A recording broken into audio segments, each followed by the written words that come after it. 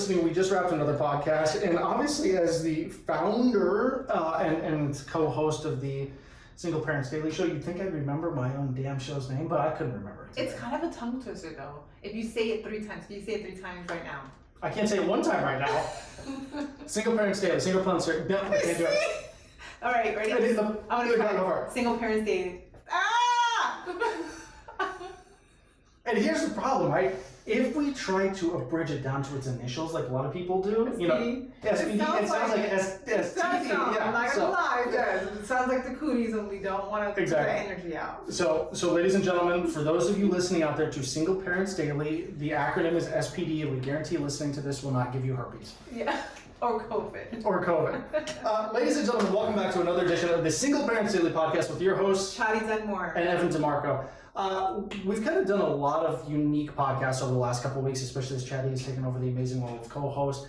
And one of the things that I think we wanted to touch on in this short podcast was how do we rebuild? How did you rebuild? How did I rebuild after our divorce? Dun, dun, dun. Dun, dun, dun, yes.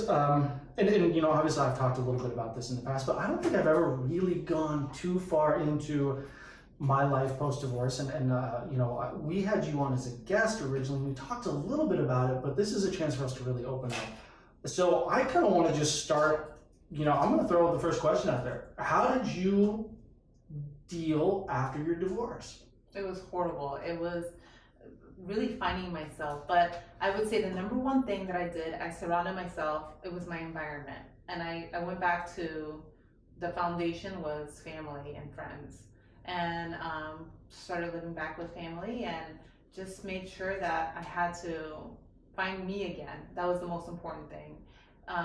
Friends, you know, the friends that we didn't hang out with because of the relationship or because we had nothing in common anymore after we got married or kids. And just catching up and finding ourselves again with the people who made us who we were, leading to the marriage. And then the third thing I would say, that was the first thing. The second thing was staying busy. The best advice that my sister gave me, and it was literally, she gave me this advice as when I was breaking up with boyfriends in high school. And I had my first heartbreak. She said, stay busy. Don't don't wallow. Say yes to everything. So when somebody invites you to something, say, yeah, sure, I'll go hang out. And that helped me a lot because it kept my mind off of being like in the slumps. And the third thing I would say is just to date yourself. All the stuff that you wanted to do and you couldn't do in a relationship, whether if it was going certain places or doing certain things that you wanted to do that you never really tapped into, that like was a game changer for me, because then I was like, okay, now I know what I want in a relationship, but more importantly, I know what I don't want in a relationship. And that's like, I think, the tipping point of the next phase in your life. Gotcha. Cool. How about you? Oh, jeez. How does a man who starts over in a marriage and you have a child, and how do you find yourself again, and where do you begin? Well, I began in all the wrong places. So I began, you know, with a bottle of sake or a bottle of vodka, and then I finished that night out man whoring. Oh boy! You know, I didn't know how to deal. Mm-hmm. I've said this before. It really wasn't that bad. I went to the gym like crazy. It was like I would go to the gym and I would just beat myself up, and I was so angry at myself that was my cathartic way of kind of torturing, you know, all of the bad things that I had done in my marriage out of myself. So I would go 2 days, sometimes 3 days, just because I needed that mental break.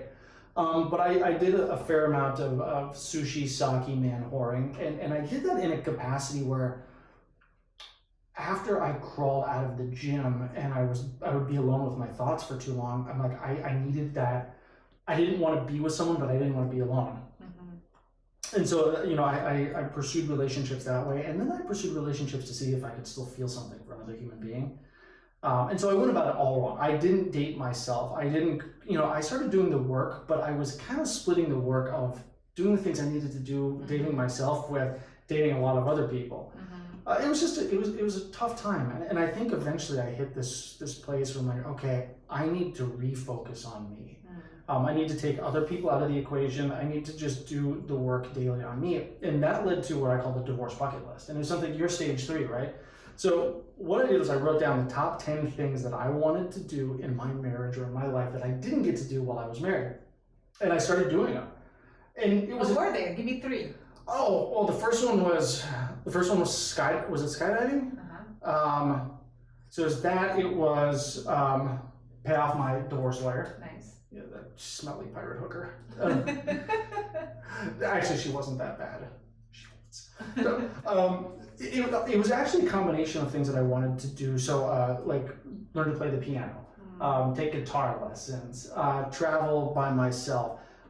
Things that I hadn't done in such a long time.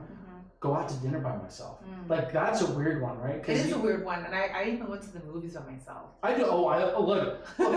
Fuck you, COVID. Sorry. I miss the movies too. That is one of my great guilty pleasures, is going to a movie on like a Tuesday afternoon by myself, getting an overstuffed thing of popcorn and a Diet Coke, and just feeling like a glutton while I watch some stupid thing that I'm never going to see with my daughter. Maybe it's a Marvel movie, whatnot. So, but what I did was I took the divorce bucket list and I broke it down into things that I needed to do for myself, financial, personal growth, things that I just wanted to do because I wanted to do it. I took up rock climbing, like something I always wanted to do. Now it's my daughter's favorite thing to do. Yeah. Fuck you, COVID. Our rock climbing gym is closed. You know what's crazy is that what you said, I didn't get to do the things that you want to do. I have to disclaimer, I have to be honest. It sounds like I was pretty well put together on rebuilding myself, but that was my second rebuild. My first rebuild, I did not do that because I just was, I was younger, and it was like I've only been divorced once, but my second rebuild was being engaged to someone, and then I had a rebuild. I already had therapy in my background, so I kind of cheated. So I was like, yeah, I can do this. That's probably why divorce rates are higher when you do it the second or third time around, because it's easier. Well, you know how to do it. You're like, F you, I know how to rebuild my life again. I don't need you. I know to fill out the divorce paperwork. It's not that hard the second time around. It's sad that I'm joking about it, but I did know the first time I would say I didn't. I did date a lot, and I found myself repeating the same behavior and finding the same relationships that I left, or the polar opposite, which was extreme, and it led me into another shitty relationship. So the second time around, I did it the right way. So if anybody's listening and you're trying to figure out what do I do? Environment, which is figure out where you're hanging out, what are you surrounding yourself with. The second thing was, the third thing I know was busy, staying busy. What did I say the second thing was? I forgot. It's COVID. We're just blaming everything on COVID. Just stay busy and make sure that you're doing second thing was to stay busy. And the third thing was to date yourself. Yeah. And when we talk about dating yourself, I've spoken a lot about Brené Brown and some of her work. Love her. The 4 Agreements, I think, is a book that we talk a lot about here, but I think it really just comes back to the work that you have to do day in and day out. And I think one of the challenges that I ran into in speaking to a lot of divorced people from this show was that there's this sense of, well, I read that book, I took that class, I'm good to go now. And what we forget, that kind of complacency, I think, is one of the big things that leads to divorce. Is we get married, we say the I do, it's supposed to be happily ever after, and then we find ourselves just like, what are we going to watch on Netflix tonight? But the day in, day out work that goes into yourself, goes into your marriage, goes into the relationship with your kids is what makes it successful. And so often now we're the type of people that, we read that book and now we're good to go. We have all of the answers. And that's just not the case. And I think, even today was a very humbling experience when we just interviewed Larry Hagner, and his approach to things is just that. It's this idea that we constantly have to work. Yeah. But this, being in a great relationship right now, the more you put in, the more you get out. Yeah, and I think more importantly, it was besides me putting in and pouring water into that relationship, I had to really focus on. Wait, you waterboard your boyfriend? No, it's an analogy. Oh, okay, sorry. But I think we're both whole right now. We both did therapy, and still do, and we both are still learning to be our best versions. And still fulfilling our goals, our personal goals. Because I feel like in relationships, there's a lot of... you complete me? Not only you complete me. There's a lot of that. Yeah. Fuck you, Jerry Maguire. He's a lot of fuck yous today. This clearly, don't listen to this one with the kids in the car. Yeah. I'm sorry, I've been cooped up. I know. We're in Sacramento during the pandemic and we couldn't go anywhere publicly. Now we can't even go outside because of the fires. I know. And the worst part is we have to pay the goddamn sales tax or the state tax here. It's like, I know. This is a very interesting year. I don't want to say. I feel like there's something going to turn out good, hopefully soon. Either that or, what was the other one I saw? I think there's a silver lining to it all. There's a lot of things that this year brought to all of us, right? And it put a lot of us in check with our parenting skills and our own personal projects as far as are we happy in our jobs? The jobs that are complaining about us not showing up now because they're do you have a thermometer to your head? And a lot of people are not making money or don't have jobs and they have to figure out to reinvent themselves. Yeah. So this year is really putting things in perspective for what's really important is our health, who we're living with, because now it's a magnified, right? Yeah, they're there all the time. It's you again. Don't you have a job? They're like, Mom, Dad. It's our kids. Oh gosh, you can tell we're parents. We do definitely need to go out. But it definitely has made me feel I don't know, I just feel I'm thankful for this year. That it did put a lot of things in perspective. Me with my health, more than anything, and knowing that I have the flexibility with a lot of the jobs that I do. And I just commend myself for being the mom, stay-at-home mom, with teaching kids. Parents, I know you guys are dying right now. It's brutal. This rebuild, imagine someone rebuilding their life right now, and COVID and the fires and all the political stuff that's going on, all the human rights stuff that's going on, child trafficking. You're bombarded with all this life stuff, and then you're home, and now you have to homeschool your kids, and you're now doing it all by yourself. You know the analogy of the frog in water? No. So if you put a frog in boiling water, it will jump right out. But if you put a frog in cold water and slowly turn up the heat, the frog will just sit there and boil to death. And I kind of feel that's where we're at right now. We're the frog we're the second frog. We don't know how to jump out of this, so we're just slowly sitting there boiling to death. And a big part of that is there's so much disconnect, there's so much disinformation. We just don't even know what decisions to make. I've been so terrified to get on a plane, and then I read yesterday that an MIT statistician said that your probability of getting COVID on a plane is 1 in 7,600, and your probability of dying from that, depending on your age and demographics, is 1 in 600,000. I've got a better chance of being eaten by a shark. So it's we're pumping the brakes on things that were sustaining us as far as travel, as far as business.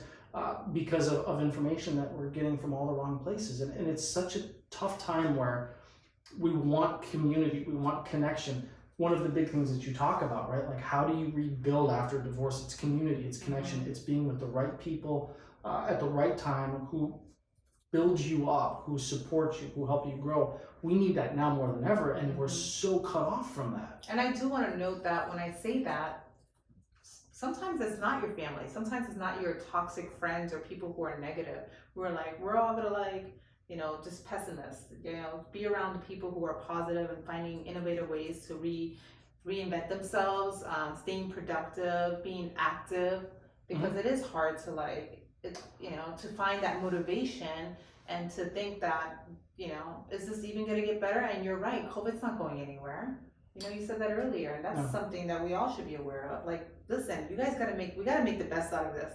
And so rebuilding yourself is, if you don't know where to begin, today's the perfect day to just take these tips that we're giving you and just give it a try. Today's the first day of the rest of your life. One thing, I do like to kind of compartmentalize things, right? So get on an exercise routine. Yeah. That's essential. That's essential for your mental and physical health. And as your body is dealing with toxic emotions, the only resource that you have available to you outside of, alcohol and drugs, whether that's prescription or illegal, is to move those emotions through exercise. Get on a good exercise program. Make sure that you're sticking to that. You're going to feel better about yourself, your body, your brain is going to feel better. The second one, as you talked about, is your community. And I think that community is great if you choose the right people, but also to set the expectation on how they can speak with you, right? And you know this as a woman. Yep. You break up with a guy and you get the girls together and all they do is bash the guy, right? Like, oh, you're so much better than him. He was, he had a snaggle tooth or whatever like that. There comes a point where in our post-divorce lives, that's helpful, and then it crosses a line into being hurtful. And it's great to be able to have a group of friends that you can say, hey, guys, now I've turned a corner. I don't need to hear that anymore. Let's move on, And especially if you have kids, that doesn't serve a purpose, right? Bad mouthing the other person gets you nowhere because it starts to plant some of those toxic thoughts. And what you need, what we all need as single parents is to really develop healthy relationships with our ex. And as well-intentioned as the girlfriends or the boyfriend, the friends are, that type of rhetoric doesn't get us anywhere. Yeah, so we're gonna have to do another whole podcast on how to get that healthy relationship with an ex. Oh, well, yeah, that's a whole other conversation. That's half of 90% of what we do here, right? Yeah. And that's the challenge. That's someone you couldn't make a successful relationship work with, and now you're trying to make a successful relationship out of the ashes of your failed marriage. So, but having people that are fostering negative feelings, negative emotions towards your ex in a co-parenting situation is not healthy. So don't be afraid to tell your friends, like, guys, hey, I know you're well-intentioned, but let's pump the brakes on that. I need you to do X. I need you to take me out. I need you to take me to the gym. I need you to, let's talk about anything other than my ex. That's also creating boundaries. Yeah. It's something that a lot of people don't have. Boundaries. Because sometimes we were just talking about earlier, the girls, boundaries that we not only imply with, we set on with others, but the boundaries we have to set on ourselves and honoring our situation. Because it doesn't, like you said, it doesn't do any purpose of like making you a better person by just, sitting in the shit and just talking about it. Yeah. Just gotta move on. In an action plan, right? And so, then we get into your divorce bucket list. I always consider the divorce bucket list, and I wrote about this in one of my books, as a catalyst to focus on your financial, your personal growth, your physical, and kind of your fun. And so, to that extent, it's like, what can you do that is benefiting your financial position? How many people come out of a divorce flat broke? Yeah. Focus on that. Do the extra job. Do whatever you need to get your financial house in order. Get your emotional health in order. See the therapist. Join the group. Do whatever you have to do, and then start chunking away the things you always wanted to do. Jump out of a plane. Swim with a shark. Go on a date with a Latina girl from the East Coast. They might have a better chance with a shark. I was totally thinking that. Like, you're definitely better off with a shark. I feel attacked. Imagine how the shark feels. Oh man, that's always fun with you, Evan. This is why we have a podcast together, guys. It's always laughter, inside jokes. She just knifed me under the table. Kidding. After the show, he'll have war wounds. But yeah, I would say those are my top tips. I'm glad that you were able to share it and we were able to do this because I feel like we're going to help a lot of people, especially during these times. Like, we aren't alone. All of us, we have to just know that we have this podcast. There's other people that we're interviewing, and start somewhere. Whether if it was one of the points that we talked about where you can feel like, oh, I can do that, start there, and then chip away with the others. It's the rolling stone gathers no moss, but it's also the momentum, and the momentum of life is everything. So you can either create momentum in the wrong direction or you can create it in the right direction. And so many people after their divorce, they start building momentum in the wrong direction. They wallow in the misery. They pick up the bottle instead of the dumbbell. They date the same person as their ex, or they date multiple same persons as their ex. And so instead of healing and creating habits that take the momentum in the right direction, go in the wrong direction. So the only thing that I can say is ask yourself that question as you make decisions post-divorce. And maybe that's also, during COVID, right? Or during anything. It's like, is this the decision that's going to get my momentum going in the right direction? Newton said it, is an object at rest tends to stay at rest, an object in motion tends to stay in motion. So our lives become exponentially easier as we take that momentum towards something positive. Absolutely. I love that. Yeah. All right. Well, that's a quickie. Which, you know, if you're a single parent, that's about all you have time for sometimes. Especially nowadays. Oh man. Mom and Dad, why are you in the bathroom so We are long? so full of it today. We are nonstop. But thank you guys for joining, and hopefully you took away something with that. And Yeah, as always, this is Single Parent Daily with your hosts, Chady Dunmore. Evan DeMarco, and we'll catch you guys next week. Bye.